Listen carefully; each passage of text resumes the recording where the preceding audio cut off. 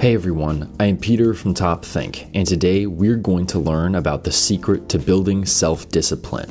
Now, let's begin. When you think about people with exceptional self-discipline, you probably picture martial artists and professional athletes, people who have practiced the same thing for years until they've completely mastered it. But self-discipline is about more than just training and competition.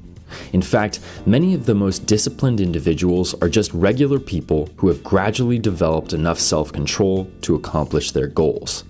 Whether you want to start your own company, lose weight, or just stop watching so much TV, self-discipline is an incredibly useful skill that keeps you motivated, clear-headed, and focused on your objective. But what exactly is the secret to building self-discipline? Despite what you might have seen in movies, you don't have to meditate on a mountaintop or wax an old man's car a dozen times. These kinds of extremes, while entertaining, don't actually work because time and consistency are essential for anyone hoping to live a more disciplined life. So, the real key to developing self-discipline is moderation. Doing something in moderation means having the power to stop yourself when you've had enough. If you want to have a more controlled diet or reduce the time you spend playing video games, you shouldn't try to suddenly make extreme changes to your lifestyle. Instead, focus on moderating your behavior, reducing your bad habits little by little to develop the kind of self-discipline that will last a lifetime. So how do you put all of this into practice? Here are 7 strategies you can use to master self-discipline. Number 1. Find your weaknesses. No matter what kind of bad habits you have, the first and most important step toward becoming a more disciplined person is identifying and accepting your weaknesses. The simple truth is that everyone in the world has a weakness for something, whether it's eating junk food, drinking too much coffee, or spending money you don't have.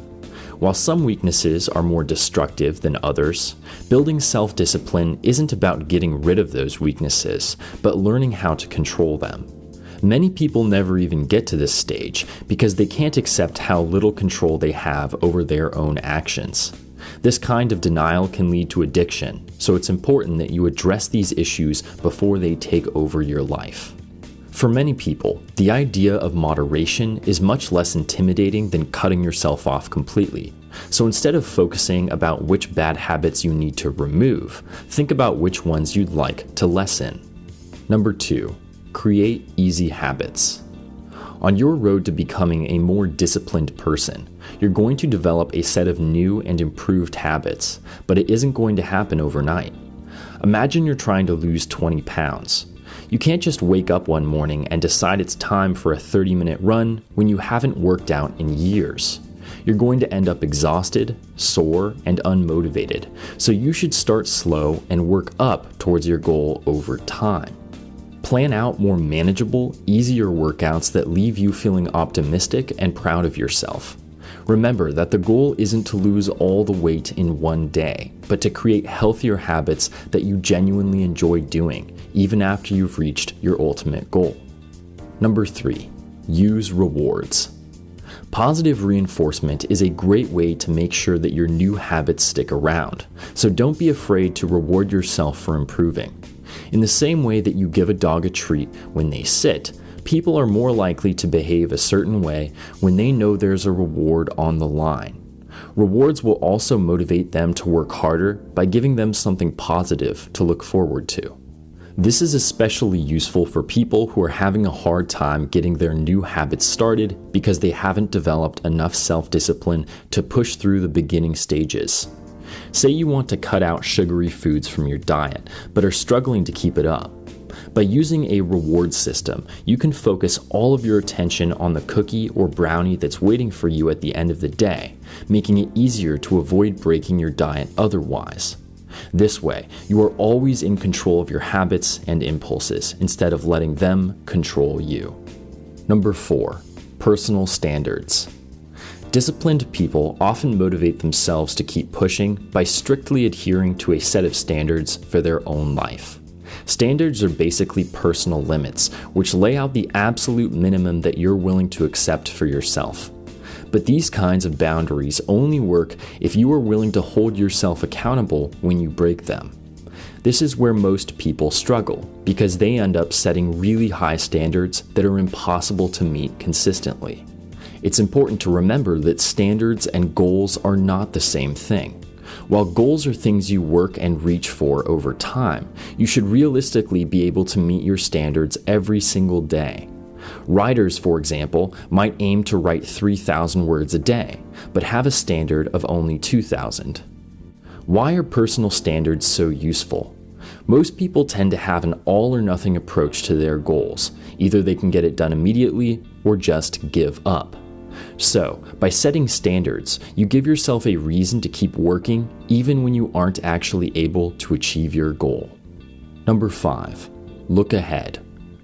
After you've identified what your weaknesses are, it's important that you realize when you're putting yourself in dangerous situations. Imagine you're trying to limit how much fast food you eat.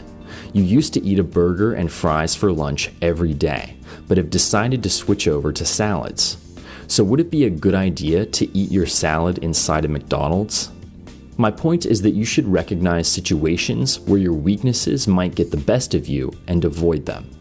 If you want to stop getting distracted by your phone at work, for example, turn it onto airplane mode at the beginning of the day, or leave your phone in your bag to make sure you couldn't get distracted even if you wanted to.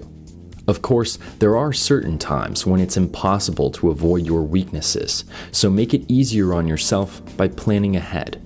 Figure out what you're going to do to avoid falling back into old habits and find a way to reward yourself for resisting the temptation. This kind of planning not only helps you stay on track, but also gives you a sense of control over your life. Number 6. Set alarms. Time is a slippery slope when it comes to bad habits. If you tend to watch too much TV, play too many video games, or waste hours on social media, you know how easy it is to justify spending a few more minutes to complete a mission or watch the rest of an episode. But a few minutes can easily turn into a few hours, and before you know it, you've used up the whole night. So how can you use moderation to make sure this doesn't keep happening?